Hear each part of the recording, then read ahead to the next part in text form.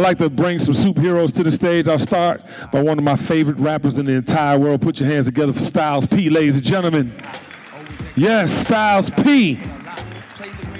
He could do more push-ups than any 21-year-old in here. Yeah, you can sit right there, brother. Also, ladies and gentlemen, put your hands together for Shaka Zulu, my brother from another mother. I call him the Miracle Baby. Literally. Have some pictures to put up on the screen. Ladies and gentlemen, continue those claps for Dr. Lance Shipman Young. Got the fly dashiki on.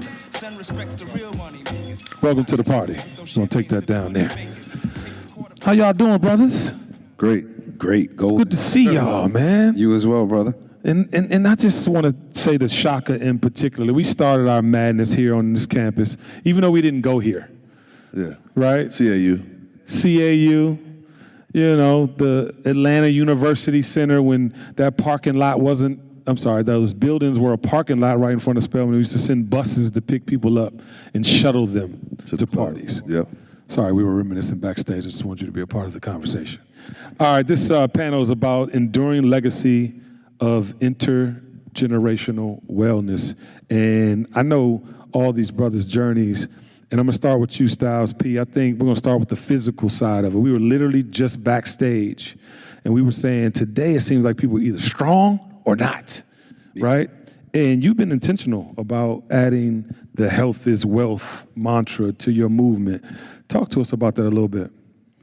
I think that's very important for where most of us come from, especially in this day and age, especially hearing the whole panel, what you guys were talking about, what's happening with the food, prevention. Basically, if you don't take care of yourself, no one else is. Right. And if you have a family, you have loved ones, you have peers, you have siblings, you have children, girlfriends, boyfriends, whatever, the best you could do is be the best you can be, which is not an easy thing to do. You may have ups and downs, but I believe if you steadfast on doing that, that we could grow as a community, as each of us, like say if I say, hey, Kenny, I feel great, this is what I did, here's how I feel great. Same with you, you work out. Like I'm inspired by your page sometimes. I look, say if I didn't slack for the week, see you on your 1-2, that puts me back on my 1-2. So now if we have a community of people being responsible for themselves, Facts. That leads to a healthier community. So that's where my intention comes in. We're going, all right, let me get up and do.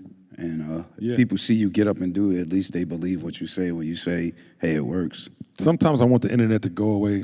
Social media to go away. But I do love it for that because it's, you know, it reminds us of the things we need to do. And Dr. Lance Shipman, you know, there's data that shows us about financial stress and long-term, you know, health outcomes. But I think it's, you know, it's about being intentional and attacking them both accordingly. How do you feel about that? Well, I think that's true. There's certainly a contribution that healthy finances has in terms of people being able to have healthy and well lives. But let me take this from an intergenerational perspective in answering this question, right? Because I want to think about the landscape that my grandparents were in when they, you know, migrated up to New Jersey from Georgia, from North Carolina, and for them, there was no real concept of wellness. Everything was about survival, right? They were trying to get away from the racism, the abject poverty that was in the South, and really just be able to survive, to make a living for themselves. For them, that was the contribution that they would make for their children. And then for their children, they were the ones who were able to kind of break through with the civil rights era, beneficiaries of the Black Power movement, et cetera. And they were the ones that were able to actually go and realize the dream that their parents had. But for them, the focus was only on education and not so much on cultivating the entire self, right? It was really just about getting a good job, getting an education, what have you. But the thought about, am I actually taking care of myself? That was not something that was relevant to them. So that's what they paid forward to us, to give us the opportunity, my sister and I, you know, who grew up in the 90s listening to De La Soul, listening to Styles, listening to Great plug. To give us the opportunity to actually use that education and make it practical, right? To give us the room to actually learn what we needed to do to really take care of ourselves, mentally, physically, what have you. And now, my task for my children, my 3 children, is to make sure that they have used that education and to develop really good habits, right? But in order for all of that to happen, there is that financial piece of it. You can't think about any of the rest of this stuff unless you are, to some extent, financially well. And that's the difference between the way that we live right now versus the way that my grandparents had to live. I love that. And I was having a conversation earlier, and Shaka, I want to bring this to you. And I was asking a young man behind stage, Zion, and we were talking about streaming, and fame led, you know what I'm saying, the conversation and why people were streaming. Like, you can meet this amount of people and you can do X, Y, and Z. And you've really built your life. You were intentional from when we were throwing parties at the warehouse to managing Ludacris to becoming an entrepreneur, real estate mogul, all the things. You know, talk about that journey a little bit, because I think, you know, money is one thing, but I think your social currency, and this is something you are very wealthy in, speaks more in volume at times. I mean, I guess a short answer would be the community and the family that I was raised in, you know, raised by. The community I was with, like you said, Pan-Africanist family, revolutionary family. And I'm going to answer the question, I guess, in a roundabout way. I think wrapping up what we're talking about, which is health, financial, spiritual, physical, all of the things, is rooted in the idea of just really wanting to be free, right? You only want to do in general. Right, you just want to do what you want to do. You want to eat what you want to eat, when you want to eat it, right? I look at my credit card bill, I got 30 Uber Eats. I don't even have an app, and I realize it's my daughter, right? And I just trying to understand. Damn kids. Right? I sent you money, you could cook. She had to take cooking classes, but she just wants to do it in her time. So it's the idea of freedom. And I felt like I was an obedient child. I'm pretty sure I did some things that weren't obedient, but I listened. And my mom was, you know, rooted in health and medical, and she just would just over-communicate why she did things and why she fed us and ate certain ways. So that became a part of my total indoctrination. I mean, Corey was talking last night about engagement. When you go into like certain homes, people are engaging and talking, right? If you ever grew up and, you know, you had the old aunts and uncles that were loud and drunk, but they were just saying a lot of things, you just got to hear and see things. So being a sponge in that space also allowed me to be focused on, as I moved out of the house and wanted to be, you know, rebellious and be myself, come to college. My mom lived in the West End, but I basically stayed on campus. I was either staying in Brawley at the courts or whatever girl I was dating at the time. I just didn't want to go home. I was still. They don't need to know all that. Oh, my bad. but all of the things were centered in, I needed my own community, and even in that, I wanted to be something different in the sense that I knew I didn't want to disappoint my parents. So I wanted to be as close to them, and I just carried it with me. It was not a thing that we all don't have, or some of us don't have necessarily revolutionary parents, but we have access to people that can give us things to carry out into the world. And so the main point about it is even when we're trying to be free, when we're trying to rebel or trying to be different or trying to get away what we consider our root and our foundation, you have to have that voice in the back of your head. Like one of my main mantras is that freedom without discipline is a ticking time bomb, right? I mean, something's gonna happen no matter what. Yes, you have all the access on the phone and social media and all the things, but if you don't have a discipline to unplug, get off of it, get back on the diet, like, yeah, we've all eaten out of our diet, you know what I'm saying? Or the older you get, you realize, wait a minute, I can't eat the things I used to eat when I was younger, so now I gotta actually be disciplined. You know, you do always on social media, I see you and you move. So I know that you're disciplined with your training and things, and the same thing with styles. So these are the types of things that are grabbed in me, and then when I look for that in other people, then you start to build community. So social currency is within all the things that we are, and then we start to just communicate a little bit more. Now, as older men, we're talking more about health. Which is very important. We just used to look at each other and be like, oh, okay, you know, we're going to be all right. Facts. No, and it's very important. That's why I loved when Corey reached out about this panel in particular, too, because we're dealing with 3 things that are really crucial. You know, it's our wellness when it comes to physical, you know, emotional, and financial. And I want to stay on the financial topic with you, Styles, because, you know, you come into this game, you can get some money, so you sign whatever to get the money. Then you figure out, okay, cool, I don't want to be on Bad Boy no more. I want to be on Rough Riders. And you make a financial move. You know, you go from that to, more independence, and D Block is forming, all these things are formed. But I want you to speak to the growth in that, because you didn't start out hella financially stable, right? No. Or even knowing what to do with your finances. No, not at all. I'm 51, so as you grow, you learn. Okay, look at the skin. Yeah, facts. I'm 51, so as you grow, you learn. But I've been fortunate enough to have. This is where I say it's going to sound weird, but this is where what you put in your body is very, very important. I believe from eating better and drinking better put me in a better place. We don't play the pause game in the South, so you're good. I don't. You know, I don't play the pause game. I'm the last guy who ever plays that. I thought you set it up by saying this might sound weird. No. Yeah. I'm talking about from eating and drinking changes your energy. You feel better about yourself. When you feel better about yourself, you align with the universe more. So now the things that I want to do that my mind wasn't open to do prior to, as I feel good about myself, now I'm chasing the things I want to do. I do things, sometimes when people ask me what I do, I just be like, I'm a hustler, because that's where I come from. That's how you feel. As an entrepreneur, I feel even weird saying that sometimes, because I literally do things I love. And I think when you're a poet. Yeah, when you're in tune and you feel better about yourself, like you see, I immediately look backstage. We didn't set up the conversation. Our conversation naturally flowed as black men who feel good about each other to be concerned about our state of union, to be concerned about our peers, what's going on ourselves, check on each other. So I think when you feel better and you feel good, the universe opens up for you because you're able to deal with people at a different frequency. And I think a lot of us don't keep in mind that everything's energy, even the food you put in your body. Now, although I'm plant-based, I am not telling you to run out and be plant-based. I am not God. That is not my decision. But I do say be mindful about what you put in your body, because it's going to affect how you are when you're in a room. Right. So that business now, you feeling lighter and brighter and open. When I speak to somebody with ideas, I see Shaka. Today is family, but he know next time I'm going to see him, he knows I'm going to pick his brain. I'm going to ask him, what's up? I'm going to tell him I admire I feel good enough to tell him, my bro, I admire what you've done. I see what you do.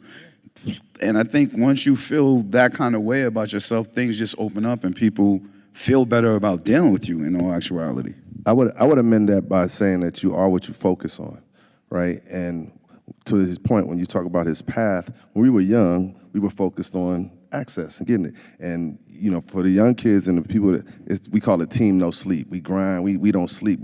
But we don't realize that sleep is the most necessary thing, right? And then when we get older, you're like, well, I don't need to be out as much. I need to be doing this. So you are what you focus on. So if we can infect the mind to be a little bit more focused on health earlier, then we'll age gracefully. Like one of the examples I have, me, BJ, and when Clay, one of our good friends who passed away. I went through something 3 years ago, and I went through a whole process. And because I had to focus on my health, when Clay went through something, it was shortly after me, and people reached out to our team when he went into the hospital. He was in the same hospital as I was. And they just said they weren't treating him right. But because of my situation and patient and people advocated for me and my team surrounded me. And your social currency. Your social currency and all of the things, I had a different treatment. So I was like, yo, that guy, I said, call this doctor, this nurse, these are the people that took care of me at Grady. And when they called those people, because we told them to call, they started treating them a little bit differently. But me and BJ was talking on the phone. We was like, man, if I needed tickets to a concert, I can call 2 people and I'd be front row. But if I need a doctor or I need to skip a list on for cancer treatment, I don't know 100 people. Right. Right. And I was saying that to Corey Smith as well, because, he was silent about his situation. Of Clark course. Kent was also silent. Yes. Right. And we see the difference in detection early. Yes. And I want to come down the line to you, Dr. Young, because I think there's a myth that financial stress is just a part of life and you just got to deal with it. Like there's some antidotes that you would give or some remedies to that notion? I don't know that I would call it a myth. I mean, I think at some point, just like every other phase of life, there are going to be stressors that you have to learn how to deal with. There'll be financial stressors. There'll be stressors in your work life. There'll be physical stressors. So the cases where you're dealing with disease unexpectedly. All of those things kind of pop up. But the question is, how do you actually deal with it? How do you deal with it? Because they're going to show up in every phase of your life. And I firmly believe that knowledge is the key, right? As you all were talking about diet and exercise and getting enough sleep, what have you, the main key is to make sure that people know how to take care of themselves, right? I teach a men's health course here at Morehouse. So, 18, 19-year-olds, freshmen primarily here at the college. And as much as I'm trying to educate them, because it is a college class, more importantly, I say to them just about every day that I intend for this to be practical in your lives, right? So that you guys know how to take care of yourselves. I don't care about the grade that you earn. I want you to know how to take care of yourselves in every domain. When it comes to sexual health, when it comes to nutrition, when it comes to your mental health, I need for you to be okay when you leave here. But I'm doing this not just for you, but I'm educating you so that you guys can be ambassadors, stewards of this information outside of this college community.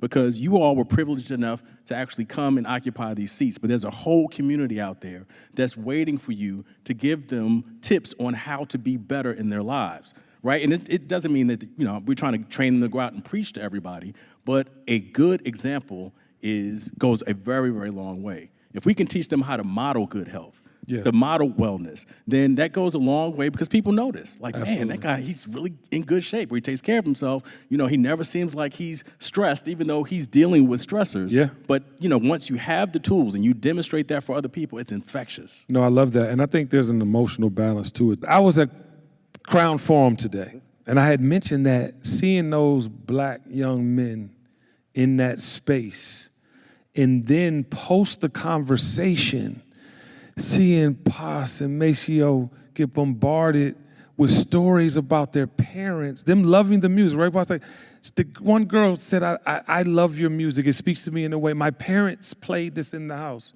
That's an emotional connection. They came with the SB Dunks. You know what I'm saying? They had the covers. And, there's an emotional intelligence when I speak at these HBCUs that is just not in the rest of the world.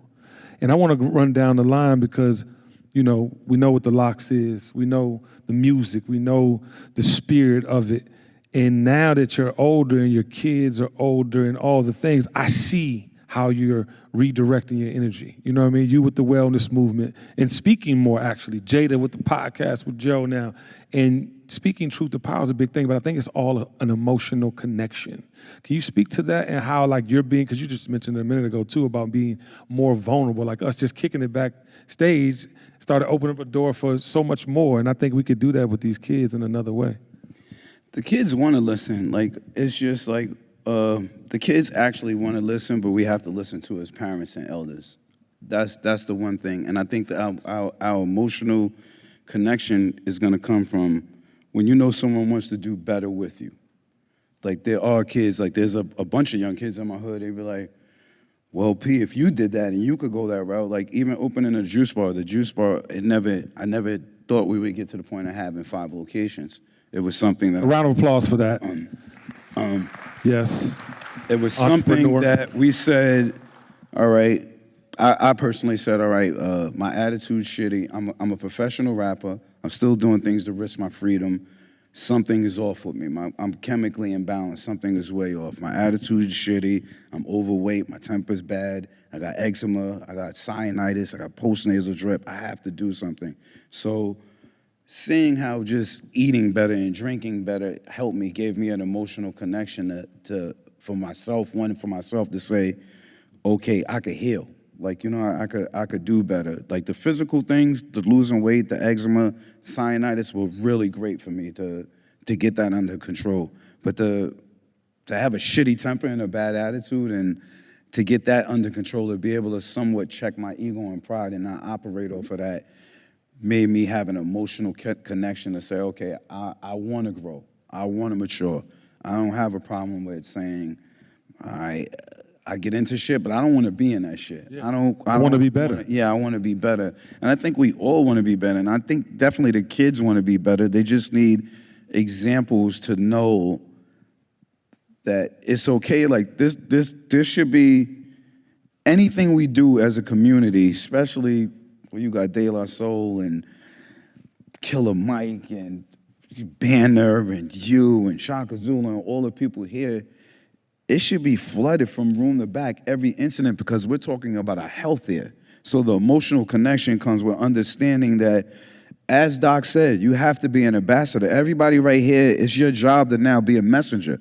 No one, we're all on the same level to go, all right, what are we in it for? We're in it to, one, feel better for ourselves, for sure. That's 1,000%.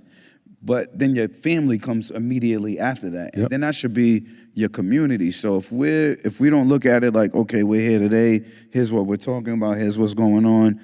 If we was talking about sneakers, celebrities, Epstein files, some bullshit, this should be packed.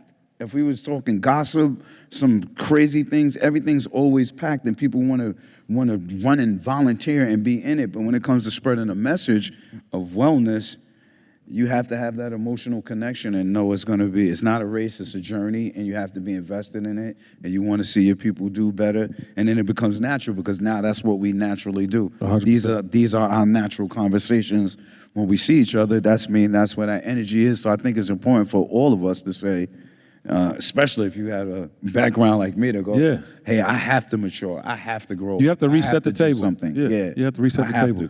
And I love that. Round of applause for that. I want to take this time, Shaka. I'm going to come to you, Dr. Young. I'm going to come to you. He kind of gave his marching orders for everyone to go out and spread the word. I would love you to do the same in your way, and if you want to expound on that a little bit as well. Yeah, just a little bit added to that. We should understand the difference between emotional connection and manipulation of emotions. And, we're being marketed to. They're creating problems to sell us answers, and they're giving us shortcuts, which goes back to my freedom without discipline.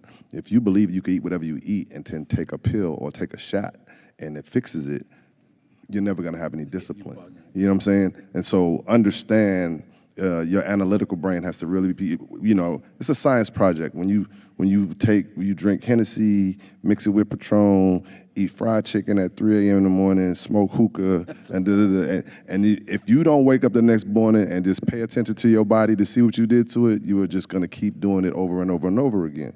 So we have to understand, and we've all done it. Whether we eating Little Debbie's, whatever it is, the hot donuts, whatever it is, we've done. Our bodies a disservice, and then the piece that we have to really loop around to is the reason why I said is you are what you focus on. Is as you get older, you focus on the things that matter to you. Aging right, because it's almost too late. Yeah, aging gracefully, getting older but being functional. I got a 9-year-old son that likes to run across the room and jump on me. If I can't catch him, you know what I'm saying? So I got to be doing my push-ups. I got to be functional. Right. And so you got to pay attention to that. And then give it one last piece is for those who are in the mindset of being futuristic about this, let's get ahead of it. There's a word that they use, especially within the black community, called predisposition. We're predisposed for all these things.